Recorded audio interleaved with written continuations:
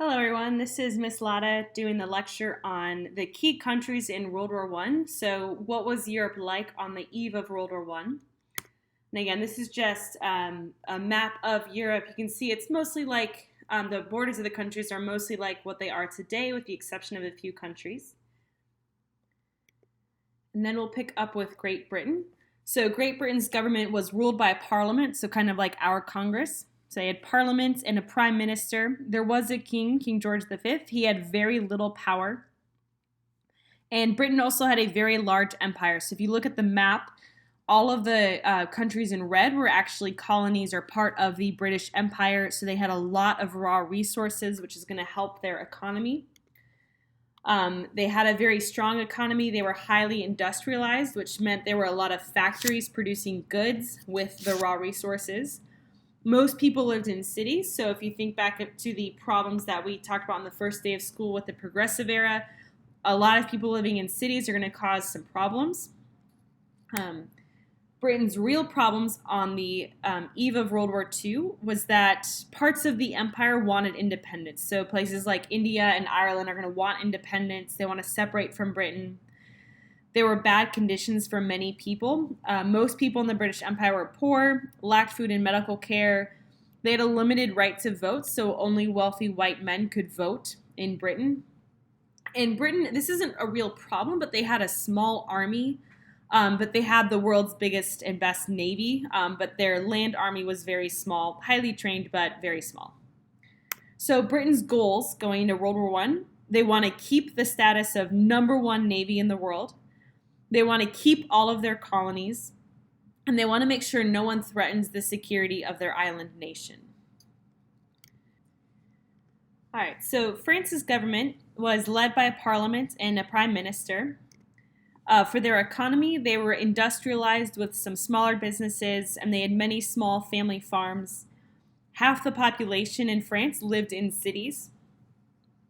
But their biggest thing is the problems that they had leading up to World War I. France had a big tension with Germany, their next door neighbor, looking at the map. And a while back, Napoleon's nephew had picked a fight with Germany, gone to war with them, and lost. And part of the terms of losing that war is they lost that region, Alsace-Lorraine, which is the red blob on the map in between France and Germany. So France had lost that region to Germany, which was a problem because it was rich in resources, especially stuff that you would want to build up your military, like iron and steel.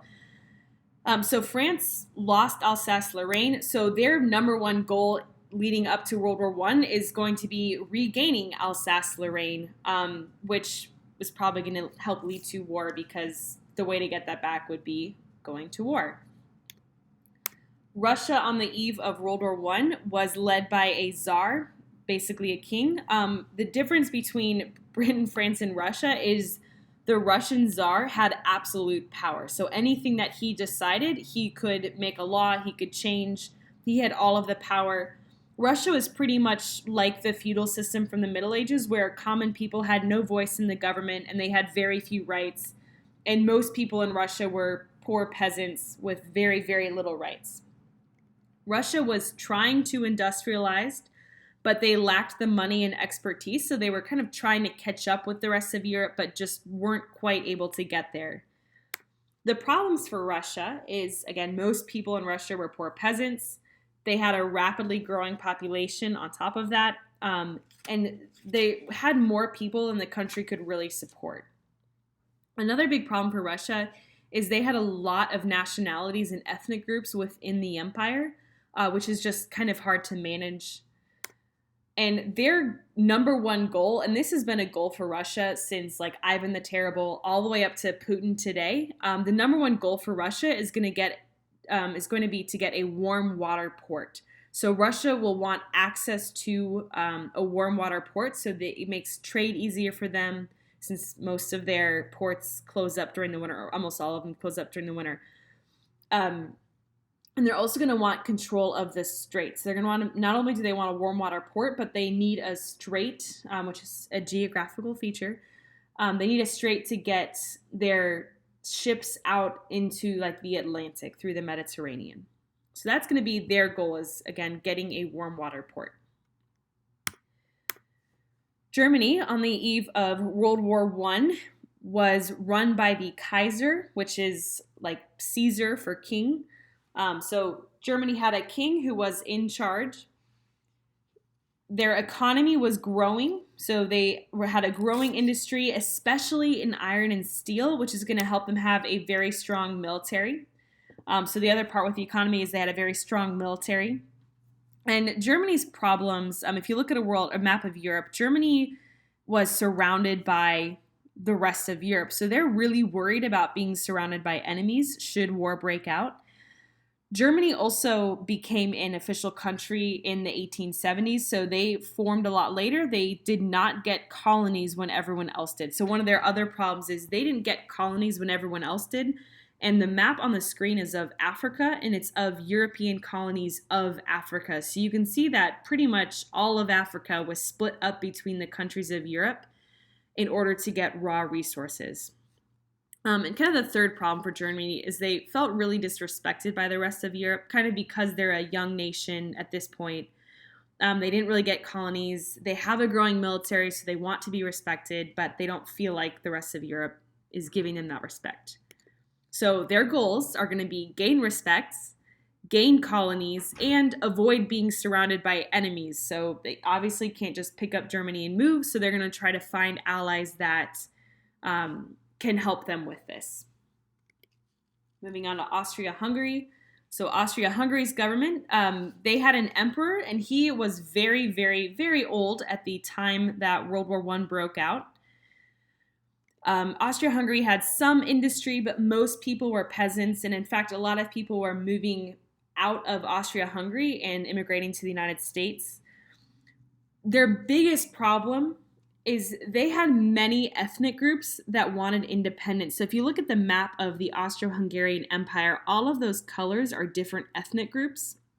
And so that's going to give them some problems, kind of like Russia, where it's hard to manage all of those ethnic groups.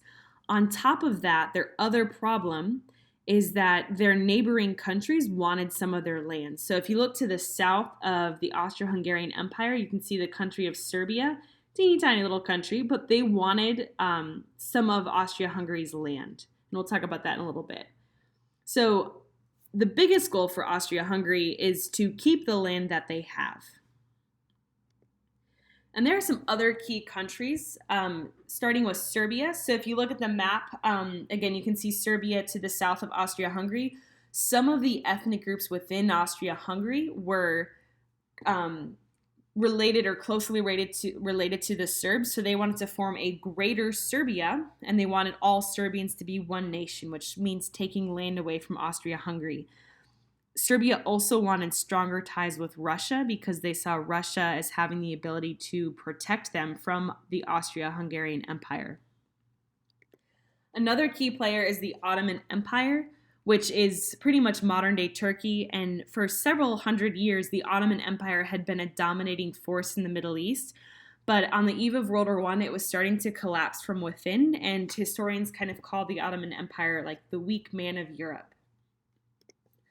The United States we're familiar with. Up until World War I, the United States had an isolationist policy, so they did not want to get involved in foreign affairs, in European conflicts. So they just wanted to stay out of anything that did not belong or that was not happening in the Western Hemisphere.